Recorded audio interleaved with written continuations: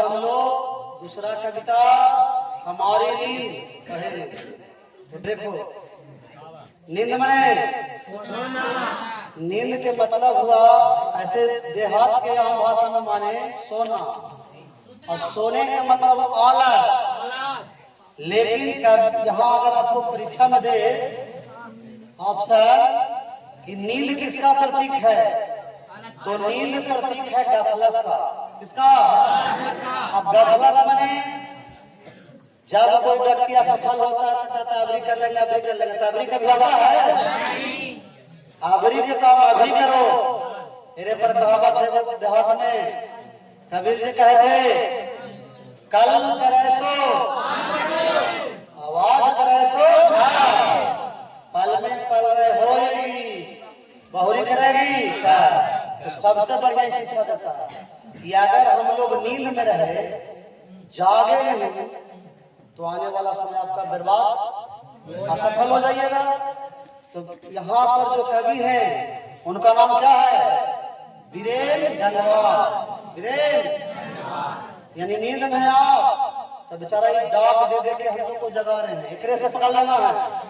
और हम बताए थे ना भजन नारायण नारायण बोलो, इसमें क्या बताया? आप नींद में हैं तो नींद में कौन जगा रहे हैं डाक करके? वीरेन जी। तो देखिए कैसे घुमा घुमा के पूछेगा जे हमारी नींद कविता किनकी रचना है? कवि कौन है? या वीरेंद्र नवाब जी के द्वारा लिखी गई कविता क्या है? तो उलट के पूछे पलट के पूछे साहब लगाता है कि नहीं? वाकई बताइए कि हमारा साहब लगाना है ना जी। तीसरा समझिएगा कुछ सब्जेक्ट भी है, अब इतना सब्जेक्ट पढ़ लीजिएगा तो करीब करीब छूटेगा नहीं, बाकी किताबें पढ़ेंगे तो क्लियर हो जाता है जी। अब पूछेगा कि हमारी नींद जो कविता है किस कविता संग्रह से लिया गया है? तो उसका नाम है, जिस कविता संग्रह से लिया गया है, काव्य संग्रह से लिया गया है, उसका नाम है दुष्चक्र में अस्पृष्टता। दुष्चक्र में अस्पृष्टता। अब देखिए इसका नंबर थोड़ा सा टफ है, ओकरा में था इन दिनों, क्या था? इन दिनों ऐरा में है जैसे टफ है, दुष्चक्र में अस्पृष्टता। और यही जब लिखे वीरेंद्र अग्रवाल दुष्चक्र में अस्पृष्टता जब लिखे तो इनको मिला साहित्य अकादमी पुरस्कार। कौन पुरस्कार? तो क्वेश्चन कैसे बनेगा? पूछ देगा कि वीरेंद्र अग्रवाल जी को साहित्य अकादमी पुरस्कार किस रचना पर मिला? दुष्चक्र में अस्पृष्टता। आई हमारी कविता किससे लिया गया? किसका संग्रह से? दुष्चक्र में अस्पृष्टता। यहाँ तक ठीक है। अब पूछेगा कि हमारी नींद के माध्यम से कवि क्या सलाह देता है, आपको क्या समझाना चाहता है, क्या शिक्षा देना चाहता है? नींद से जागने। अर्थात आप सफलता लेने के लिए सोचिए, गफलत में मत रहिए कि हम आज करेंगे कल करेंगे, फिर तो बीत जाएगा, कुछ लोग बढ़ जाएंगे, फिर आपको कहेगा कि समझ गया ना कि क्या सलाह दिए हैं हमारे लिए, क्या सलाह दिए? इनसे वीरेंद्र नवाब को कौन सी उपाधि मिली थी? डीलिट। क्या? डीलिट। कौन सा उपाधि? ऑप्शन में रहेगा, ऑप्शन में रहेगा डीलिट। फिर पूछेगा, तेरा एक बात याद रखिएगा, हमारे गांव में देवी जागरण हुआ, हमारे गांव में देवी जागरण हुआ, गरीब बस्तियों में लाउड स्पीकर पर लाउड स्पीकर पर देवी जागरण हुआ। कहाँ? अभी पूछेगा कैसे जैसे पूछेगा कि हमारी नींद कविता में देवी जागरण कहाँ हुआ? अब कौन पर हुआ था? Loud speaker. एक से कभी क्वेश्चन है कि देखो गरीब है तो देवी जागरण, देवी पूजा करना जरूरी है, लाउड स्पीकर करना चाहिए। मेरा ने समझाया कि जितना आपका औकात है उसी के अनुसार चलिए। तब पूछेगा कि देवी जागरण कहाँ हुआ? कौन पर हुआ था? क्लियर? फिर पूछेगा हमारी नींद कविता का जो वीरेंद्र अग्रवाल कवि है उनका जन्म कौन सा राज्य में? उत्तरांचल, और इसी का नाम है उत्तराखंड। क्या हुआ? 1947 में। और देखिए इसमें क्वेश्चन पूछ देगा कि हमारी नींद में किसका जीवन चक्र पूरा हुआ? हाथी का। किसका?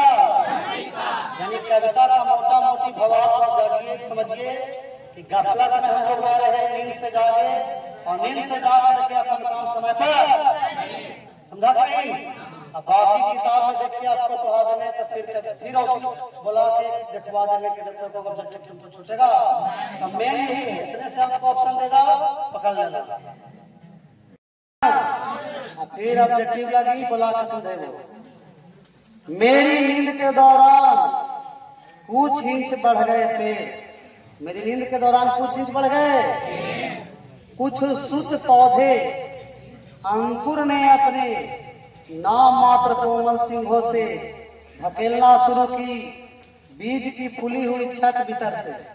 अब इसका मतलब समझो, पहला पैराग्राफ है कि हमारी नींद के दौरान कुछ इंच बढ़ गए पेड़, कुछ शुद्ध पौधे। देखिए अब मेरा मैं एग्जाम्पल देकर कभी समझाया है कि जब हम बीज को मिट्टी के अंदर डाल देते हैं, कहाँ डाल देते हैं? अंकुरित होगा। अंकुरित होने के बाद क्या बनेगा? पौधा बनेगा। अब पौधा फिर देखिए, जब पौधा शुरू में रहता है ना तो कोमल होता है कि मजबूत? कोमल होता है। अब कोमल सिंह हो सकता, उसमें आदमी कहाँ से इतना ताकत आ जाता है कि मिट्टी को चीर करके, धरती को चीर के कहाँ आ जाता है? यानी कभी समझाया है कि सोच लो, एक बीज को जब हम पेड़ के अंदर रोपते हैं तो उसका जो नन्हा पौधा है जो अंकुरित होकर निकलता है, उसमें भी इतना ताकत रहता है कि मिट्टी को चीर के, धरती को चीर के कहाँ जाता है और धीरे धीरे बढ़ना शुरू हो जाता है। और फिर पेड़ बनता है। पेड़ बन के हम लोग को फल फूल पत्ती देता है। यानी कहे का मतलब क्या हो? कहे का मतलब हुआ कि देखिए, जब तक आप सोचते रहेंगे कि आज करेंगे कल करेंगे, तब तक लिए तो दुनिया आगे बढ़ जाएगी। मेरी नींद के दौरान अर्थात आप लापरवाही रहिएगा, सूतल रहिएगा, जब तक आलस में रहिएगा, तब तक लिए बहुत से लोग विकास कर चुके हैं। समझे कि नहीं? तो कवि के कहने का मतलब है कि पेड़ धीरे धीरे बढ़ करके लोगों को फायदा पहुंचाता है। ठीक है, उसी हम लोग को जा करके मैंने नींद में ना रहे और जा करके सफलता प्राप्त करें। सबसे इम्पोर्टेंट दूसरा पैराग्राफ है, दूसरा सबसे महत्वपूर्ण। पहला समझा कि नहीं समझा? अब व्याख्या करे के जो बात है ना, खाली कविता का नाम क्या है बताओ? कविता का नाम क्या है? कवि के नाम मतलब खाली जान लो। मतलब पहला में क्या बताया? कवि कहा कि नींद के त्याग करके जागिए और सफलता पाइए। सोचते मत रहिए कि आज करेंगे कल करेंगे। जब तक आप सोचेंगे तब तक के लिए तो पेड़ पौधा बढ़ करके आगे चला जाता है। तो कभी कितना अच्छा एग्जाम्पल दिया। फिर से एक बार एग्जाम्पल समझ लो। हम लोग बीज को कहाँ बोते हैं? हम मिट्टी में बीज अंकुरित हुआ, कोमल पौधा बना, धरती को चीर के ऊपर आया, पेड़ बना। पेड़ बनने के बाद धीरे धीरे बढ़ गया, अब विशाल हुआ तो हम लोग को फल फूल पत्ती दिया। कभी कहा आप लोग भी अभी नन्हा है, बढ़िए आगे जाइए, नींद को त्यागिए। सबसे ज्यादा दूसरा इम्पोर्टेंट है, जानो, एक मक्खी का जीवन क्रम पूरा हुआ। एक मक्खी का जीवन क्रम, कई शिशु पैदा हुए, कई शिशु और उनमें से कई तो मारे भी गए, कई तो दंगे अगनी और बमबारी। दंगे अगनिया तीन चीज आया, दंगा, आगजनी और बमबारी। आप लोग बताइए, दंगा होना सही बात है? बमबारी और आगजनी, ये तीनों मानव को विनाश करेगा। तीनों मानव को विनाश करेगा। जब के जो आग लगा देंगे उसमें आयु पूरे से पहले आदमी क्या हो जाएगा? खत्म। जब कहीं बम पटक देंगे तो पूरा जिंदगी जी लिया ना जी। और एक और है दंगा। दंगा में जरा धर्म को लेकर के लड़ाई झगड़ा हो जाता है, दूसरे को काट उठ देते हैं, मार देते हैं। क्या है? दंगा। धर्म के नाम पर लड़ाई झगड़ा होता है तो दंगा। यहाँ पर तीन चीजों का भी सही बताया कि पूरा दंगा, आगजनी और बमबारी मानव के लिए क्या है? खतरा। कभी इसको मना किया, कहा कि अगर ऐसा होगा तो क्या होगा? मक्खी की तरह हम लोग का जीवन होगा। किसके तरह हो जाएगा? जैसे मक्खी जीवन में कई बच्चा को पैदा करता है, अब कितना पैदा करता है जो कोई गिनू नहीं पाएगा, तो किसका एग्जाम्पल दिया है? देखो आया था, तो मक्खी का एग्जाम्पल कभी दिया कि अगर हम लोग दंगा करेंगे, बमबारी करेंगे और जनी करेंगे तो जीवन मक्खी के समान हो जाएगा। कैसे? जैसे मक्खी जन्म लेता है लेकिन अपन जीवन पूरा पैदा से पहले क्या हो जाता है? और उसी मनुष्य हो जाएगा। दंगा होगा, अगजनी होगा, बमबारी होगा तो आदमी जीवन जिए से पहले क्या हो जाएगा? मर जाएगा। अर्थात बमबारी का मतलब कहीं कहीं बम पटक दिया गया, फट गया, और जनी का मतलब एक दूसरे में आग लगा दिए, और दंगा मतलब हुआ धर्म के नाम पर लड़ाई झगड़ा कर लिए। ये तीनों को कभी माना गया है कि तीनों मानवता का विनाश कर देगा, इसलिए दंगा जंग और बमबारी होना नहीं चाहिए। तीसरा समझ गया? अगर ये होगा तो मतलब है कि हम लोग लापरवाह है, हम लोग नींद में है, दुनिया कहां से कहां विकास कर गया, हम लोग यही से मिला है। अब तीसरा पैराग्राफ समझो, गरीब बस्तियों में भी धमाके से हुआ देवी जागरण लाउड स्पीकर। ये सबसे भी आई चाहिए, एक बार दिया व्याख्या करिए, फिर से एक बार हमारा साथ लाइन दोहरा लो, लाइन साहब को याद हो जाएगा, कोई बड़का चीज ना है, जरा तो अलग याद कर लेगा। गरीब बस्तियों में भी, बोलो, धमाके से हुआ देवी जागरण लाउड स्पीकर। किरण याद होगा, होगा कि नहीं होगा? तीन सब, तीन लाइन फिर से बोलो, गरीब बस्तियों में भी देवी जागरण हुआ लाउड स्पीकर का। कवि कह रहा, देखिए कवि का मतलब क्या सुना? कवि के कहने का मतलब कि मान लीजिए कोई गरीब बस्ती है, गरीब, और उस गरीब बस्ती में देवी जागरण हो रहा है, देवी जी की भक्ति हो रही है, लेकिन कौशी पर हो रहा है? पूरा धमाका जोर शोर करके एकदम पूरा पंडाल टेंट बना है, लाउड स्पीकर आया है, तब बताओ गरीब बस्ती में होना चाहिए? अब कहिए कैसे से समझाते हैं? सर समझो, जिंदगी में समझाना कभी क्या चाह रहा आप ऐसे समझिए, मान लीजिए गरीब गांव है तो पूजा पाठ होना चाहिए, देवी जागरण होना चाहिए, लेकिन कोई जरूरी है दिखावा करके लाउड स्पीकर और टेंट प्लान होना ही चाहिए? तो कभी माना किया है, इसका मतलब कभी कहा है कि जितना आपका क्षमता है, जितना आपका औकात है, उसी के अनुसार काम करिए। जरा देहात में कहता है कि उतने चादर फैलाइए जितना हट जाए, नहीं तो क्या हो जाएगा?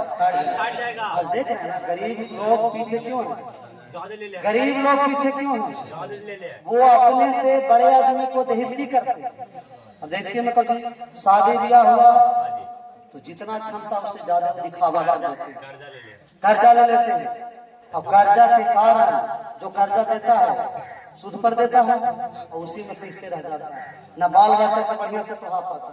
तो यहाँ कभी मना किया है कि देखिए जितना आपके पास रहे उसी के अनुसार अपना काम, दिखावा नहीं करिए, नहीं तो दिखावा में आप बर्बाद हो जाइएगा।